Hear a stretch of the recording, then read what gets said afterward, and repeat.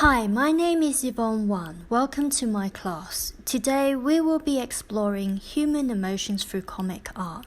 Today we will be exploring the feeling of surprise. Surprise is a brief mental and physiological state, a startle response experienced by animals and humans as the result of an unexpected event. Surprise can have any valence, that is, it can be neutral, moderate, pleasant, unpleasant, positive or negative. The art supplies that you need today include paper, pencil, eraser, marker and colouring pencils. The face of surprise include raised eyebrows but not drawn together, the upper eyelids are raised and the lower eyelids are neutral. The face of surprise include an open jaw. So let's get started. First, I'd like you to draw a circle and draw a line down the middle for symmetry. Symmetry means that one side looks similar or the same as the other. Next, I'd like you to draw a line like this so that the eyes can be level. We're going to draw eyelashes like this and then the outline of the pupil like this. I'd like you to draw a triangle and a diamond inside the eye.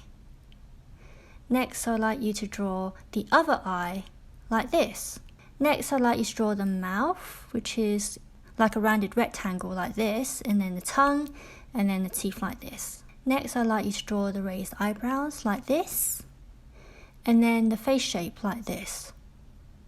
Next, I'd like you to draw their bangs like this, and then the ears like this. Next, I'd like you to draw the bows, and then two ponytails like this. Next, I'd like you to draw a hooded top like this.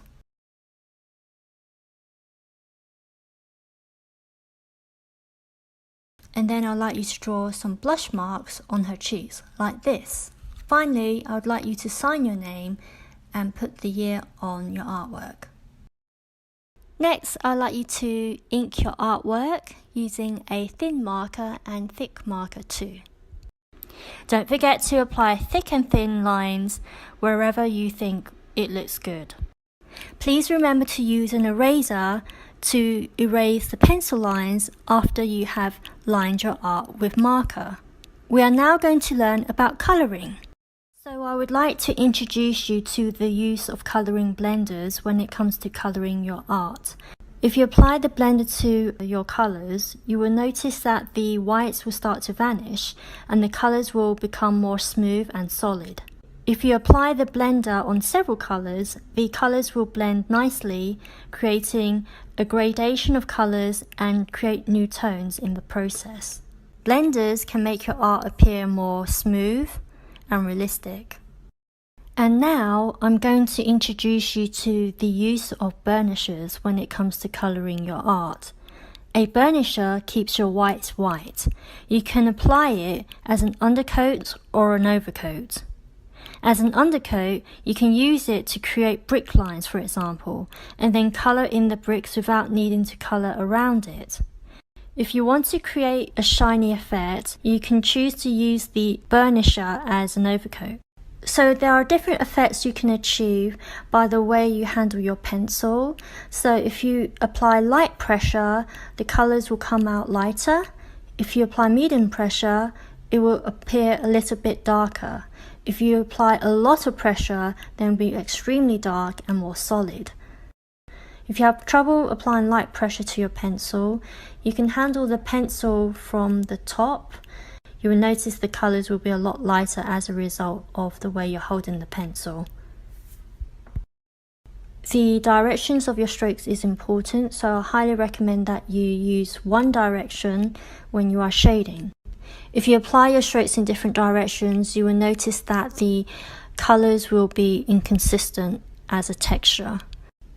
Another stroke you might want to consider is applying cross-hatching, and that involves colouring in one direction for the first layer, and then the second layer you do the opposite direction, and that way you would be able to cover the full area very thoroughly and have a more solid appearance in pigmentation.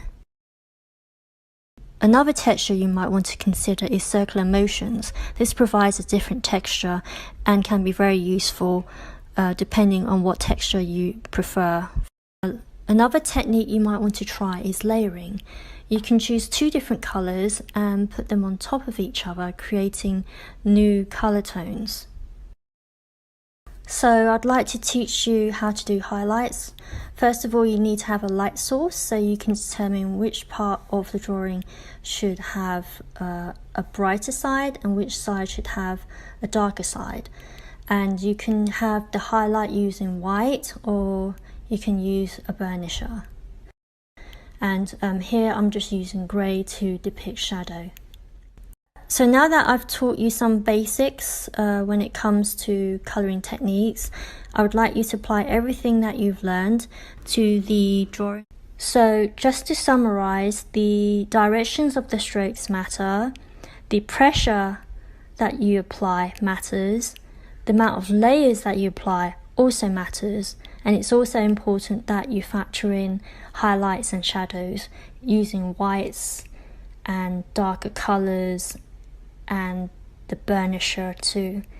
And always use a blender if you have that available to you, because it's always going to make your art pop.